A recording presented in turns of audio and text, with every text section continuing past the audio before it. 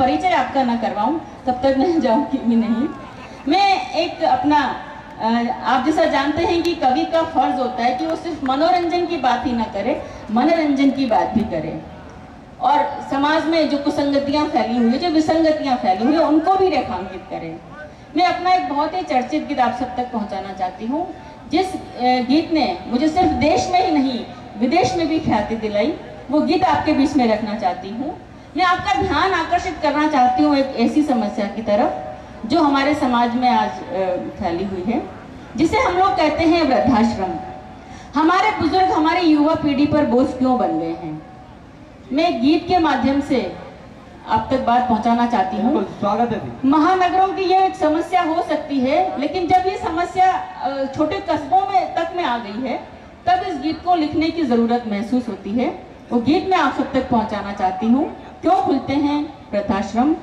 आज का मंच बहुत ही समृद्ध है। आदरणीय मुन्नवरदा बैठे हुए हैं और सामने बहुत ही 3 पीढ़ियों के लोग, मुझे बच्चे, बूढ़े, जवान, सारी पीढ़ियां यहाँ दिखाई दे रही हैं। तो इस गीत को पढ़ना और भी प्रासंगिक हो जाता है। रचना आपके सामने पढ़ना क्यों खुलते हैं वृद्धाश्रम? प्रतीकों के माध्यम से मैंने बात कही है, सुनिएगा। किसी के 2 मिसरे मुझे याद आते हैं, मैं पढ़ना चाहती हूँ पहले कि छत छत नहीं रहती, दर दर नहीं रहता। छत छत नहीं रहती, दर दर नहीं रहता। घर में न हो बुजुर्ग तो घर घर नहीं रहता। क्या बात है कि जब फूलों में हो जाता है डाली के प्रति आदर कम, जब फूलों में हो जाता है डाली के प्रति आदर कम, तब खुलते हैं गांव गली और नगर नगर में वृद्धाश्रम। तब खुलते हैं गांव गली और नगर नगर में वृद्धाश्रम।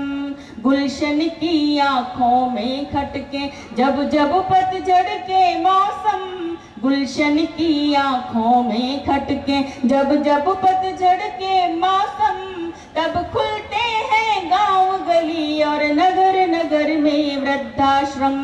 तब खुलते हैं गांव गली और नगर नगर में वृद्धाश्रम। यहाँ पर माताएं बहनें बैठी हैं। एक माँ अपने बच्चे के लिए क्या करती है, देखिएगा कि 9 महीने तक गर्भ में माँ 9 महीने तक गर्भ में माँ बच्चे को बोझ उठाती है। किसी शायर ने बहुत खूबसूरत पंक्तियां कही हैं कि दुखाया दिल को कितनी बार ये माँ कब याद रखती है। दुखाया दिल को कितनी बार ये माँ कब याद रखती है, और सताया दिन में कितनी बार ये माँ कब याद रखती है। और दवाई कितने की लाई जता देते हैं ये बच्चे, पिलाया दूध कितनी बार ये माँ कब याद रखती है। वाह वाह वाह। 9 महीने तक गर्भ में माँ बच्चे का बोझ उठाती है, अपनी छाती से चिपका कर अमृत पान कराती है। खुद गीले में सोती है, सूखे में उसे सुलाती है। उसकी सुविधा की खातिर सब दुविधाएं सह जाती है, उसकी सुविधा की खातिर सब दुविधाएं सह जाती है। पर बेटे जब बूढ़ी माँ संग चल ना पाए 4 कदम, अक्षर के आदेशों को जब करती अस्वीकार कलम, तब खुलते हैं गांव गली और नगर नगर में वृद्धाश्रम। तब खुलते हैं गांव गली और नगर नगर में वृद्धाश्रम। यहाँ पर पुरुष वर्ग बैठा है। एक पिता अपने बच्चे के लिए क्या करता है, एक चित्र आपकी आंखों के सामने साकार करने की कोशिश करती हूँ, देखिएगा कि बाप पकड़ कर उंगली बेटे को चलना सिखलाता है। जिन बच्चों को माँ बाप उंगली पकड़कर चलना सिखलाते हैं, वही बच्चे जब उनका हाथ पकड़कर उनको वृद्धाश्रम तक छोड़ आते हैं, तब ऐसे बंद लिखने पड़ते हैं कि बाप पकड़ कर उंगली बेटे को चलना सिखलाता है। जब बेटा थक जाए तो झट कांधे पर बिठलाता है। भालू घोड़ा बंदर बनकर उसका मन बहलाता है, और बेटे का बाप कहा कर मन ही मन ठिलाता है। और बेटे दिखलाता है। वही बाप जब बूढ़ापे में लगता नाकारा बेदम, आधुनिकता ढक देती है जब आंखों की लाज शर्म, तब खुलते हैं गांव गली और नगर नगर में वृद्धाश्रम, तब खुलते हैं गांव गली और नगर नगर में वृद्धाश्रम। माँ बाप बहुत उम्मीदों के साथ बच्चों को बड़ा करते हैं, ये सोचकर कि वो हमारे बुढ़ापे की लाठी बनेंगे, लेकिन हकीकत क्या है देखिएगा कि बेटी पर दामाद का हक है और बेटों पर बहुओं का, अपनी पूंजी अपनी संपत्ति पर अधिकार है गैरों का।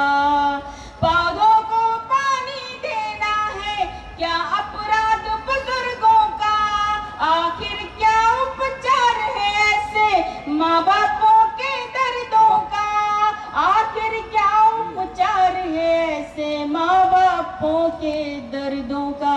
और पंक्तियां देखिएगा कि पत्थर को पिघला ना पाए जब दो जोड़ी आंखें नम, आशीर्वादों की धरती पर जब लेते हैं श्राप जन्म, तब खुलते हैं गांव गली और नगर नगर में वृद्धाश्रम, तब खुलते हैं गांव गली और नगर नगर में वृद्धाश्रम। और बंद देखिएगा कि जिसकी खातिर माँ ने मंदिर मंदिर मन्नत मांगी थी, जिसको गोदी में लेकर वो रात रात भर जागी थी, पढ़ा लिखा कर पिता ने जिससे कुछ आशाएं बांधी थी, जिस पर अंध भरोसा करके हाथ की लकड़ी त्यागी थी, जिस पर अंध भरोसा करके हाथ की लकड़ी त्यागी थी। और पंक्तियां देखिएगा कि जीवन संध्या में जब वो ही दे दे तन्हाई का गम, तानपुरे को बोझ लगे जब उखड़ी सांसों की सरगम, तब खुलते हैं गांव गली और नगर नगर में वृद्धाश्रम, तब खुलते गली और नगर नगर में वृद्धाश्रम।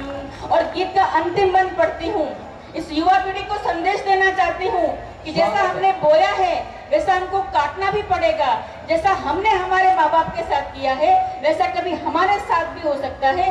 तभी अंतिम बंद पढ़कर कविता किरण आपके बीच से जाना चाहती है, सुनिएगा कि यौवन के मद में जो भी माँ बाप के मन को दुखाएंगे, वो खुद भी अपनी संतानों से ठुकराए जाएंगे। अलग पेड़ से होकर दम भी फूल सभी मुरझाएंगे, एक दिन आएगा वो अपनी करनी पर पछताएंगे, एक दिन आएगा वो अपनी करनी पर पछताएंगे। और पंक्तियां देखिएगा कि सूरज को पी जाने को जब आतुर हो जाता है तम, तिनके को जब हो जाता है ताकतवर होने का भ्रम, तब खुलते हैं गांव गली और नगर नगर में वृद्धाश्रम, जब फूलों में हो जाता है डाली के प्रति आदर कम, गुलशन की आंखों में खटके जब जब पतझड़ के मौसम, तब खुलते हैं गांव गली और नगर नगर में वृद्धाश्रम।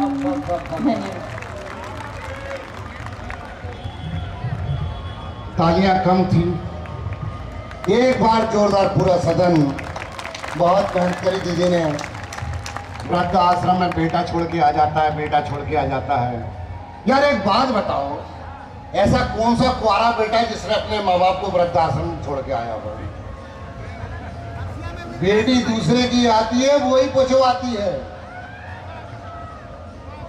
बेटियों से वृद्ध आश्रम में माँ बाप जाते हैं, सच्चाई है, चाहे वो बेटी मेरे घर की हो या मेरी वाइफ हो या किसी और की हो।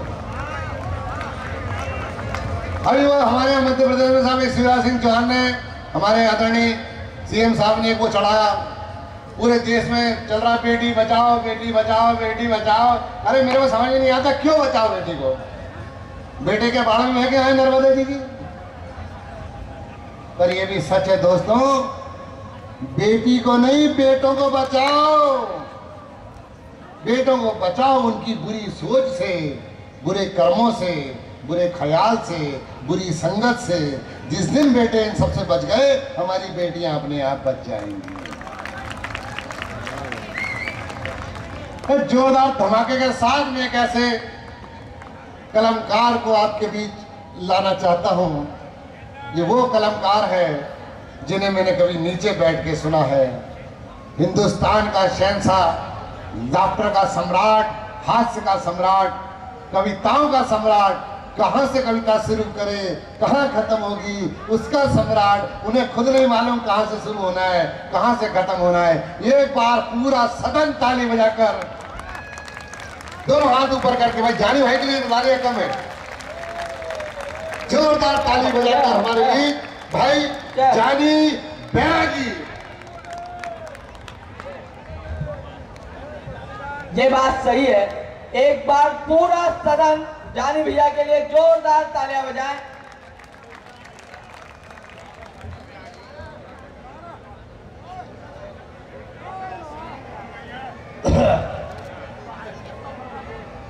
जो लोग जा रहे हैं, हाँ भाई, उनको आने से इस सृष्टि पे कोई रोक नहीं सकता है, तो जाने से कौन रोक सकता है। जिनको जाना है वो तो जरूर जाएंगे। मैं आप सबको प्रणाम करता हूँ। छत्तीसगढ़ के लोगों, मैं आपके शहर में दूसरी बार आया हूँ और जिस रवैये से खरसिया में कविता सुनी जाती है, शायद मेरे दूसरे कवि लोग निराश हो रहे हैं। उन्हें ऐसा लग रहा है कि शायद ये क्या वही खरसिया है जहाँ पर कवि सम्मेलनों में तालियों का महोत्सव खड़ा हो जाता है। ये बाहर से हजारों किलोमीटर दूर से आपके इस शहर के अंदर आए हैं और बाहर से आए हुए अतिथियों का स्वागत जरा किस तरह से किया जाता है, जरा इन्हें अनुभव करें। जरा जोरदार आपके दोनों हाथ उठे मेरे दोस्तों। मैं आपके बीच में बहुत तो बहुत अच्छे लोग हैं। जैसा को ऐसा कर लेते हैं। छत्तीसगढ़ का आदमी बहुत एडवांस होता है जी, और इतना मैनेजमेंट रखता है कि आदमी अगर कुएं में गिर जाए छत्तीसगढ़ का आदमी तो पहले नहाता है, इसके बाद ऊपर तैर के आता है। मैं आपके बीच में बिल्कुल आपको, मैं आपकी तरह हूँ। 5-10 मिनट यहाँ पे खड़ा रहूंगा। हमारे दादा देश के बहुत बड़े शायर, उर्दू शायरी का एक बड़ा नाम इस मंच पर बैठा हुआ है। हम उन तक इस कवि सम्मेलन को ले जाना चाहते हैं मेरे दोस्त। मैं आपके बीच में 5-10 मिनट का समय लेना चाहता हूँ। बहुत बढ़िया सर, वीडियो उतार रहे हैं, परंतु ये वीडियो कई चीजें की बहुत ज्यादा घातक होती है। दिल्ली में केजरीवाल की उतर गई मेरे भाई, जवाब देते नहीं बन रहा, पता ही नहीं चल रहा है। ऊपर धड़ किसका और नीचे पाँव किसके, नीचे पाँव मेरे और ऊपर धड़ मल्लिका शेरावत का, पता नहीं कहाँ कैसा जवाब देते फिर। मैं आपके बीच में कई तरह की बातें हुई। हमारे सरदार जी बहुत एडवांस हो गए और सरदार का कॉन्फिडेंस तो देखो इस देश के अंदर आज से, अरे बाबा क्या 10 साल पहले जो सरदार था वो बोलता नहीं था।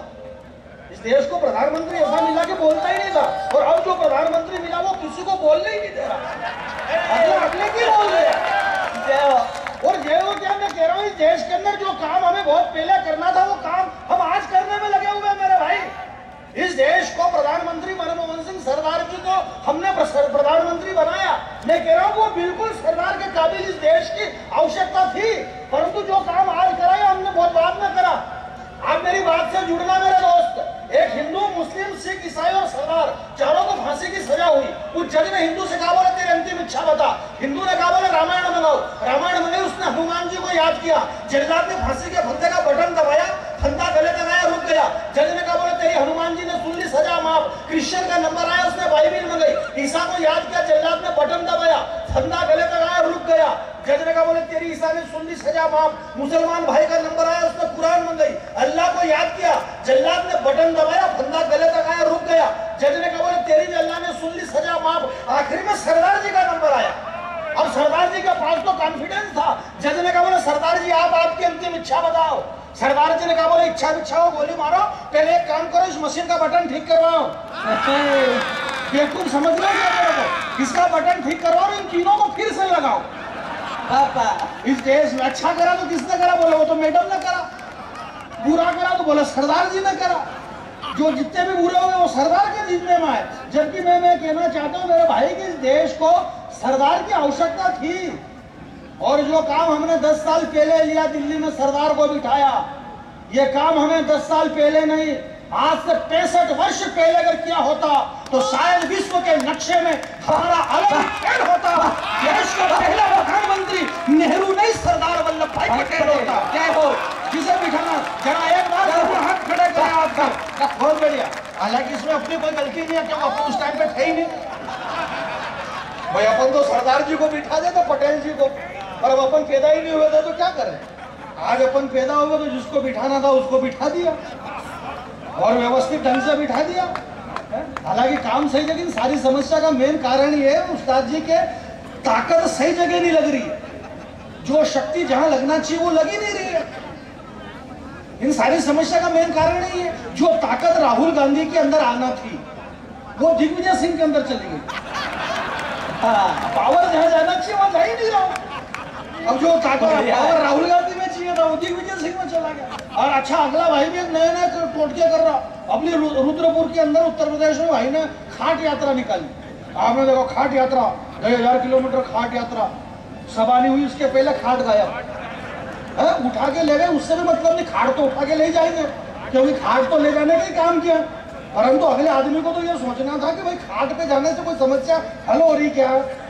नरेंद्र मोदी, अटल बिहारी वाजपेयी, इन लोगों को कोई समस्या नहीं हुई ना। क्यों नहीं हुई? क्योंकि वो खाट पे कभी गए ही नहीं। बात बारी है, खाट पे से कोई समस्या हल हो रही है, खाट पे से समस्या खड़ी होती है। और राहुल जी की तो उम्र ही तो खाट पे जाने की क्या मतलब। जबरदस्त जो काम नहीं कर रहे खाट में जाकर समस्या हल कर रहे। जो समस्या राजघाट से हल होना थी वो खाट पे आकर कर रहे हैं। बढ़िया है, बढ़िया है। राजघाट से चले और खाट पर आ गए। मोदी जी ने चाय अभियान, तरह तरह का अभियान चला रहा साहब देश में। मोदी जी ने चाय अभियान चलाया। और चाय वालों को ज्यादा बोल नहीं सकते, उन्हें प्रधानी कब प्रधानमंत्री बन जाए। बोले चाय जागरण चलाया मोदी जी ने, चाय अभियान। चाय का मतलब आप समझते क्या होता है? चाय का मतलब क्या होता है? रात की 2 बजे तक महिलाएं मंदिरों में भजन करती है। आयोजक कहता बोले यार 2 बज गए, चाय पिलाओ, नींद आ रही होगी। कभी सम्मेलन में हर बोले इनको चाय पिलाओ, नींद आ रही होगी। चाय का मतलब जागना। बढ़िया है, चाय का मतलब बढ़िया है। मोदी जी ने चाय अभियान चलाया, बोले जागते रहो, पूरा देश जागता रहे, मैं विदेश घूमता रहूं। अगला यहाँ जगा रहे और खुद विदेश घूम रहे हैं। और विदेश घूमने का जो रिजल्ट भी दिया मेरे भाई, अच्छा हम भी जबरदस्ती नहीं तो मैं आपके बीच में 5-10 मिनट खड़ा रहूंगा। मैं बहुत छोटा कवि हूँ, जैसे कि इन्होंने बता दिया, इतने बड़े कवि मैं कुछ भी बड़ा नहीं हूँ। मैं दिल्ली, बम्बई, बेंगलोर, हैदराबाद कहीं भी नहीं गया हूँ। मेरे घर से सीधा यहीं आया हूँ और यहाँ से वापस मेरे घर चला जाऊंगा। नहीं, अपन 10-10, 20-20 दिन तक इधर उधर क्यों घूमते फिरे? अपन इधर उधर घूमते फिरो, अपने घर के सामने दूसरे घूमे, क्या मतलब है? तो मैं घर के रहने वाला आदमी हूँ।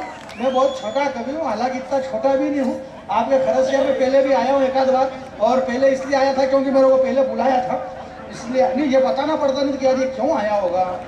क्या ये लोकतंत्र में कवि सम्मेलन प्रथम स्तंभ है। लोकतंत्र के जो 4 स्तंभ है उसमें कवि सम्मेलन प्रथम स्तंभ कहलाया जाता है, परंतु सार्वजनिक झूठ इस कवि सम्मेलन से ही बोला जा रहा है। रंजीत भाई, कवि सम्मेलन शुरू होते ही सही झूठ चालू।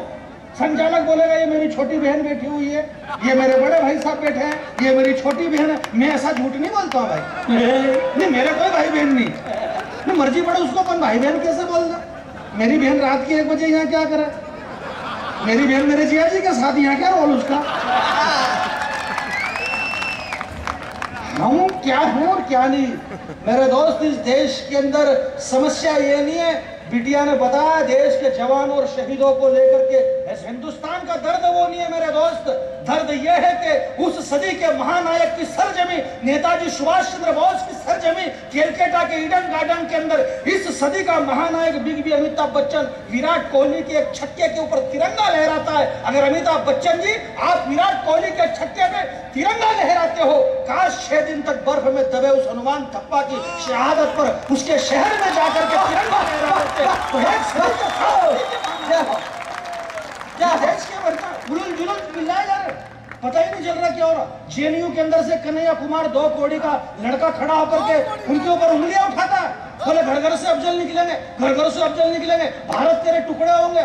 उस मूर्ख कन्हैया कुमार को पता नहीं है हिंदुस्तान विश्व गुरु है। इस हिंदुस्तान के टुकड़े करना इतना सामान्य काम नहीं मेरे दोस्त। कन्हैया कुमार कह रहा बोले घर घर से अफजल निकलेंगे। अब ये बात भी कोई नई नहीं है, जिसके अंदर जो छुपा रहता है ना वो बाहर आ ही जाता है। भाई अग्रवाल के घर से अग्रवाल निकलेगा, जैन के घर से जैन निकलेगा, शर्मा के घर से शर्मा निकलेगा, वर्मा के घर से वर्मा निकलेगा, बैरागी के घर से बैरागी निकलेगा। तो जिस घर में अफजल घुसा है वहां से तो अफजल निकलना ही है, निकल रहा है धीरे धीरे।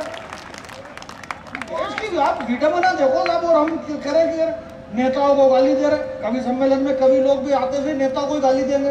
अरे बोले नेता सड़क खा गए, नेता चारा खा गए, यूरिया खाद खा गए, वो 10 करोड़ खा गया, वो 20 करोड़। आपको इससे क्या तकलीफ है? आप खुद का कॉन्फिडेंस बढ़ाओ भाई खाने पीने का। बट अपन नहीं खाएंगे तो कौन खाएगा? मैं ऐसी बातें नहीं करता हूँ जिससे किसी की आत्मा को ठेस पहुंचे। एक तो नेता कभी सम्मेलन करा के पैसे दे रहा, उल्टे गाली दे रहा कि खा गए। भाई नहीं खाएगा तो क्या करेगा? अरे खरसिया के अंदर जो समोसा बनता है वो खरसिया वाला नहीं खाएगा तो क्या रायगढ़ वाला खाएगा? तो हिंदुस्तान की संपत्ति हिंदुस्तान का आदमी नहीं खाएगा तो क्या अमेरिका वाला खाएगा? क्या खाओ, खाओ क्यों ऐश करो, बस संसद में घाटे का बजट मत पेश करो। और ये कौन चिल्लाने की खा गए, ये वही चिल्लाने जिसको खुद को खाने को नहीं मिला। भाई हमारी जानकारी में होना चाहिए। खा गए नहीं खाएंगे तो क्या होगा? हम पढ़े लिखे लोग हैं मेरे दोस्त।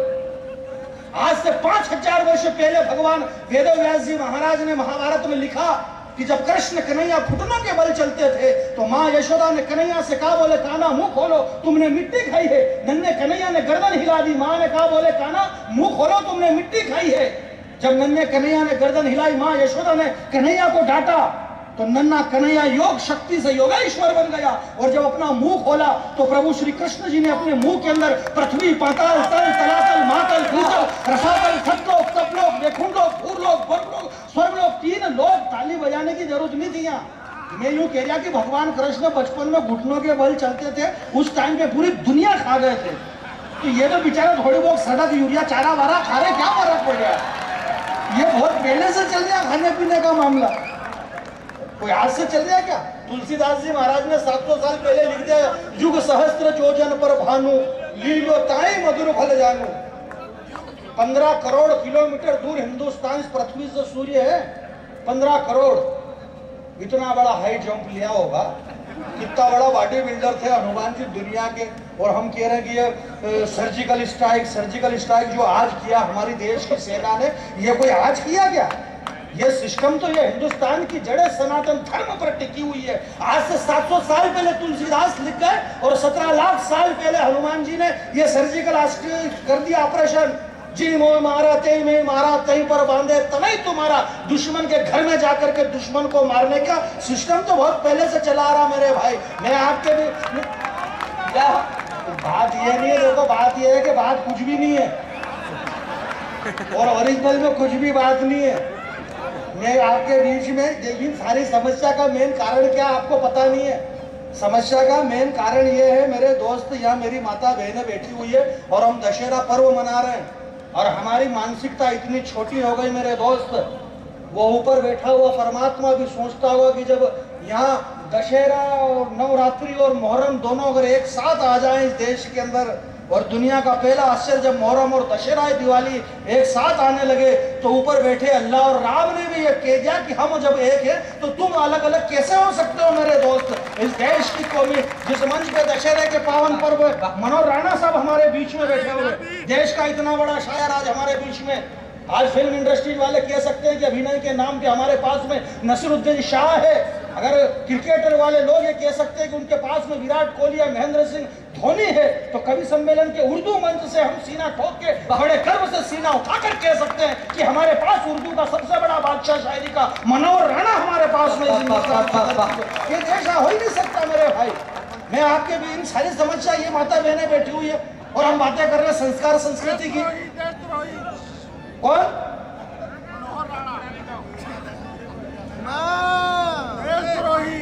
अरे मत उंगलियां उठाओ सरहदों पर, जरा आप यात्रा करें कविता के। 2 कौड़ी का कन्हैया कुमार अगर ये बात कह देता है कि सरहद पे रहने वाले, मुझे पता है, मैं आपकी भावनाओं का सम्मान कर रहा हूं, जानता हूं कि ऐश्वर्या, अपन बात अलग करते हैं, ऐश्वर्या राय, युक्ता मुखी, लारा दत्ता और प्रियंका चोपड़ा, ये मेरी माता बहनें बैठी, हम किस संस्कारों की बातें कर रहे हैं? इस दुनिया में संस्कार और अश्लीलता मुंबई की गलियों से निकल करके अश्लीलता हमारे घरों तक पहुंच गई।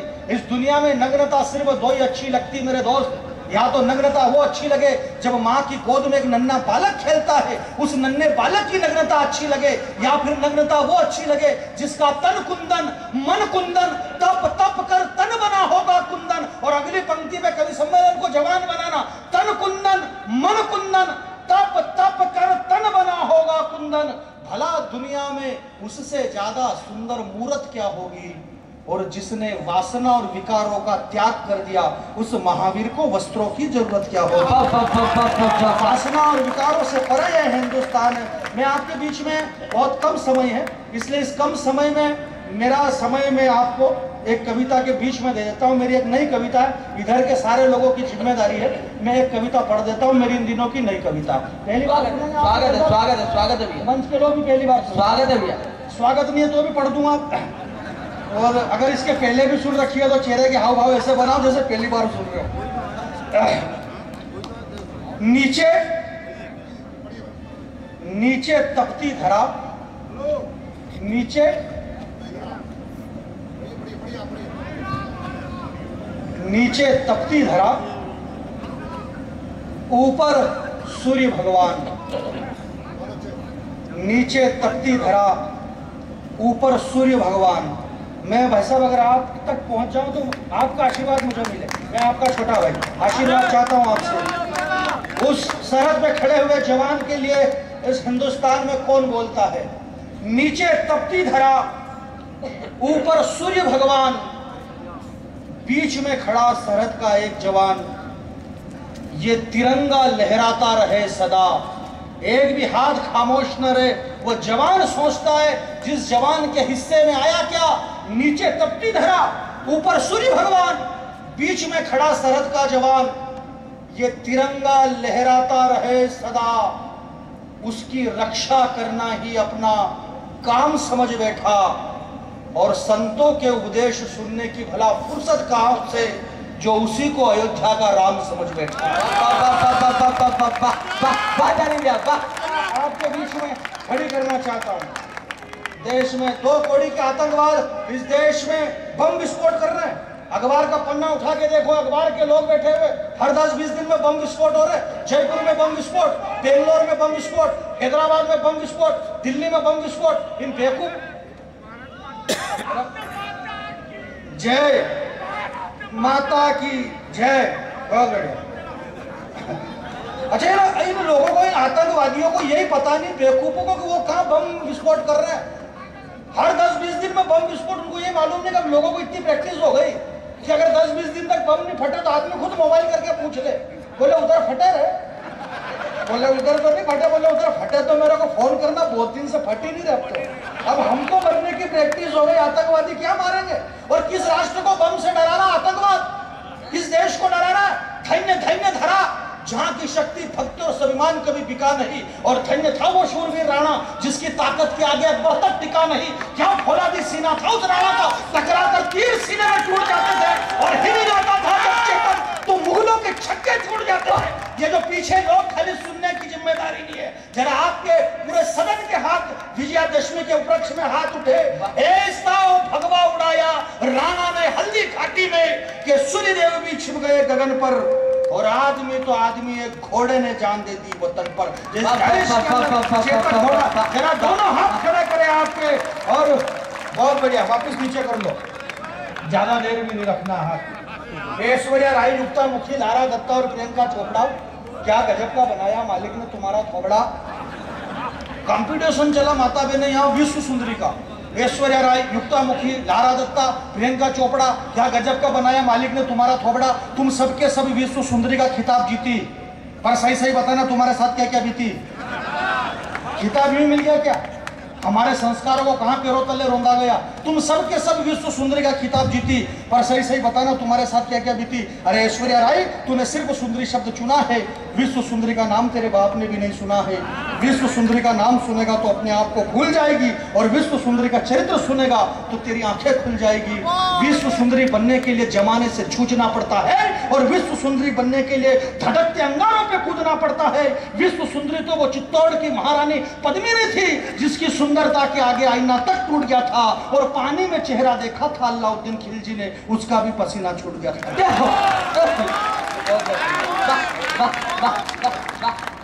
तुम काहे की विश्व सुंदरी हो? क्या बात है यानी भैया, कोई खास अच्छा नहीं है, बस है बढ़िया है भैया। नहीं बढ़िया ही, मैं नहीं कह रहा हूं कि बढ़िया। क्या हो रहा है? क्या वो बम फटा? हाँ बम बहुत सुंदर, मैं इससे सुंदर सुनाना चाहता हूँ। आप देखो, इस देश में कह रहा था कि बम फटा, सबसे बड़ी देश में चल क्या रहा? अभी दो चीजें सर्वाधिक चल रही है रंजीत।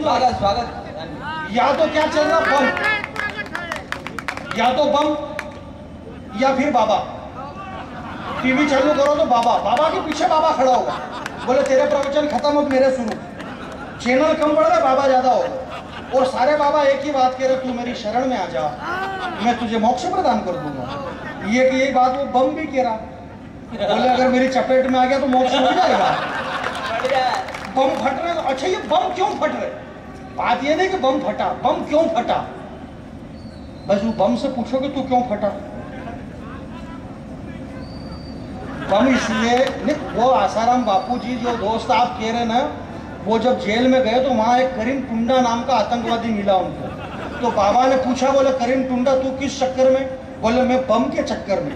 बोले आप बापू? बोले मैं फुलझड़ी के चक्कर में। एक कविता सुनिए आप, चलता रहेगा, समय कम है, मैं कविता पढ़ देता हूँ, मेरी नई कविता, इन दिनों की प्रतिनिधि कविता।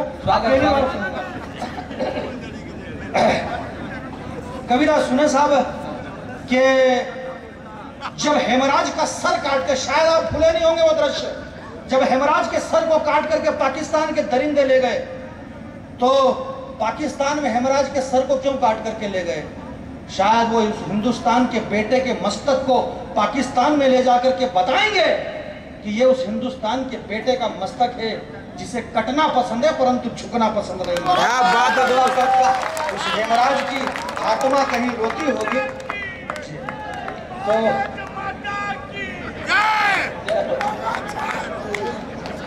हाँ वो जैसा होता है। एक बार जोर से मैं लगवा दूंगा भारत माता के जयकारा, हाँ लगा दे है ना यार। तो अच्छा ये क्या है कि मेन कारण ये नहीं दोस्त, मेन कारण ये, मैंने आपसे क्या कहा कि शक्ति सही जगह नहीं लग रही। रात के टाइम पर शक्ति गलत जगह लगती है। इस देश में खतराकारी से, दो ही चीजों से, या तो बाहर के कोलाहल से या फिर अंदर की अल्कोहल से। खतरा दो चीज से, बाकी कुछ भी नहीं, बाकी लोगों को खतरा नहीं। वो एक आदमी ने, मैं आपके बीच में बताऊं, यहाँ इतने लोग इतनी देर तक खड़ा खड़ा सुन रहे हैं, और छत्तीसगढ़ में बहुत अच्छे से कविता सुनी जाती है। छत्तीसगढ़ कविता का गढ़ है मेरे दोस्त। मैं ये समस्या का मेन कारण ही है, जैसे भाई बता रहे थे, हमारे मुंबई से अश्लीलता चली, फिल्मी गानों को हमारे दीदी आदरणीय फिल्मों में गीत लिखे आ गए, जो रुमाल कल आपके हाथों में, बहुत बड़ी गीतकार आए हैं कविता किरण जी। वहाँ मुंबई में 2 लाख रुपए में गीतकार गीत लिख देते हैं, एक पप्पी तू मुझको उधार दे दे, बदले में यूपी और बिहार ले ले, सरकारी लोग खटिया जाड़ा लगे, बलम बड़ा प्यारा लगे, जोरा जोरी चने के खेत में। हम मूर्खों को ये पता नहीं, मुंबई में बैठे लोगों को, कि ये हिंदुस्तान कृषि प्रधान राष्ट्र है, ये किसानों का राष्ट्र है। उन बेवकूफों को पता नहीं है, उस माधुरी दीक्षित ने चने का खेत नहीं देखा, उस सुभाष घई ने चने का खेत नहीं देखा, उस डायरेक्टर ने नहीं देखा, उस संगीतकार ने नहीं देखा। उन बेवकूफों को ये पता ही नहीं, उस माधुरी दीक्षित को, कि चने के खेत में जोरा जोरी हो ही नहीं सकती। चने के झाड़ की साइज इतनी, इसमें जोरा जोरी कैसे करेंगे? अच्छा उस बेवकूफ को ये पता नहीं कि इसमें जोरा जोरी करूंगी तो खुजली कितनी जगह चलेगी। पैसा मिला, लिख दिया है जोरा जोरी चने के खेत में, एक पप्पी तू मुझको उधार दे दे, बदले में यूपी और बिहार ले ले। एक पप्पी के बदले पूरे प्रांत दे दिए। मैंने कहा तेरे बाप का राज है जो यूपी और बिहार दे देगा, बदले में बिहार का बॉस लालू प्रसाद एक पप्पी नहीं लेगा। आप यहीं तक पहुंचना, और तो एक पप्पी वो भी उधार, बदले में करिश्मा कपूर को यूपी और बिहार। मैंने कहा तेरे बाप का राज है जो यूपी और बिहार दे देगा, बदले में बिहार का बॉस लालू प्रसाद एक पप्पी नहीं लेगा। माना के करिश्मा कपूर तू बहुत है चतुर, पर अभी तक कोई चुनाव नहीं लड़ी है, इन नेताओं के चक्कर में नहीं पड़ी है। ये लालू प्रसाद विश्व के सारे रिकॉर्ड तोड़ देगा, और जिसने पशुओं का चारा तक नहीं छोड़ा, तेरा गोरागाल छोड़ देगा। चोली के पीछे दिल बताने वाले सुभाष घई, माता जगदम्बा का पर्व मना रहे हैं मेरे दोस्त हम। चोली के पीछे दिल बताने वाले सुभाष गई, सावन कुमार, माधुरी दीक्षित, शायद ये सृष्टि इसलिए हरी भरी रही होगी कि माँ के आंचल से दूध नहीं अमृत बरसा होगा, और माँ तेरी गोद में खेलने के लिए इंसान क्या भगवान भी तरसा होगा। भगवान तरसता है हिंदुस्तान की धरती पर आने के लिए। मैं आपको प्रणाम करता हूँ और इतनी देर की ये सारी बातें एक कविता में आपके बीच में खड़ी करना चाहता हूँ। जो लोग अब शांत हो गए, एक बार जरा उन जाबाज शहीदों के सम्मान में, जो सेना के सरहद के जवान हैं, उनके सम्मान में आपकी ताली बजा दे पूरा सदन। मैं एक कविता पढ़ देता हूँ। बहुत बहुत धन्यवाद। जब हेमराज के सर को काट करके ले गए तो उस हेमराज की आत्मा कहीं ना कहीं रोई होगी। उस हेमराज ने कहा होगा कि यार मेरे इस शरीर को क्षत विक्षत कर रहा है तू। वो कहता है कि यार इसी हिंदुस्तान की धरती पे तू भी पैदा हुआ, मैं भी पैदा हुआ। ये किस पाकिस्तान की बात कर रहे हैं? आर्यावर्ते रेवा खंडे संपूर्ण विश्व हिंदुस्तान का एक हिस्सा हुआ करता था। तो उस हेमराज की आत्मा रोती है। कविता यहाँ से शुरू होती है, बारीक कविता, आप शायद पकड़ लेंगे। स्वागत है जाने। ए मेरे पुराने प्यारे मित्र, ऐसे कैसे बदल गया रे तेरा चरित्र। ए मेरे पुराने प्यारे मित्र, ऐसे कैसे बदल गया रे तेरा चरित्र। तू भूलने का इतना आदि कैसे हो गया है। एक लाइन पकड़ ले मेरे मित्रों तो शायद आपके दिल तक पहुंचेगी। ए मेरे पुराने प्यारे मित्र, ऐसे कैसे बदल गया रे तेरा चरित्र। तू भूलने का इतना आदि कैसे हो गया है। शायद तूने कुरान ढंग से नहीं पढ़ी, इसीलिए जिहादी हो गया है। इस दुनिया में जिहाद की परिभाषा उन मूर्खों को पता ही नहीं है। एक अकबर ओवैसी कह रहा हैदराबाद का, बोले मेरी गर्दन के ऊपर तलवार की नोक रख दो, मैं भारत माता की जय नहीं बोलूंगा। बोले क्या नहीं बोलेगा? बोले भारत माता की जय नहीं बोलूंगा। बोले तलवार रख दो, बोले भारत माता की जय नहीं बोलूंगा। 5-7 बार तो ऐसे ही बोल गया बेवकूफ। बिना तलवार रखे और उसकी जरूरत भी कहाँ है। भारत माता की जय बोलने के लिए हजारों लाखों करोड़ों बेटे हैं। उसकी जवान पे शोभा भी नहीं देता भारत माता की वो जय बोले। मेरे दोस्त, मैं कहना चाहता हूं कि शायद तूने कुरान ढंग से नहीं पढ़ी, इसीलिए जिहादी हो गया है। मां की कोख से पहला कदम इसी धरती पर रखा है। इस मिट्टी के स्वाद को तूने कई बार चखा है।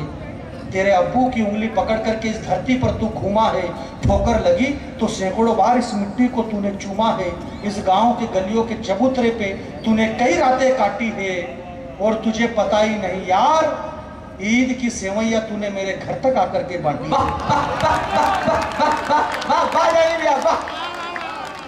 जरा आप कविता से जुड़े।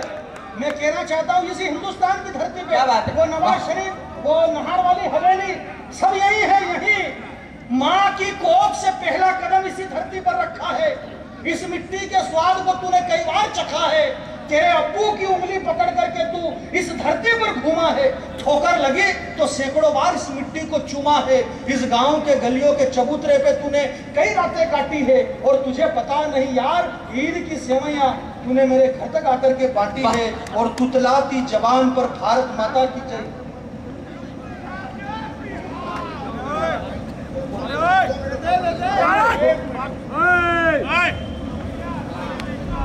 भारत माता की, भारत माता की। हिंदुस्तान की सरजमी पे अगर आज पैदा हुआ है तो शमशाद हुसैन पैदा हुआ है। जो लोग गद्दार हैं, जो बोलते हैं कि हिंदुस्तान की जमीन में भारत माता की जय नहीं बोलना चाहिए, लेकिन आज मैं कहता हूं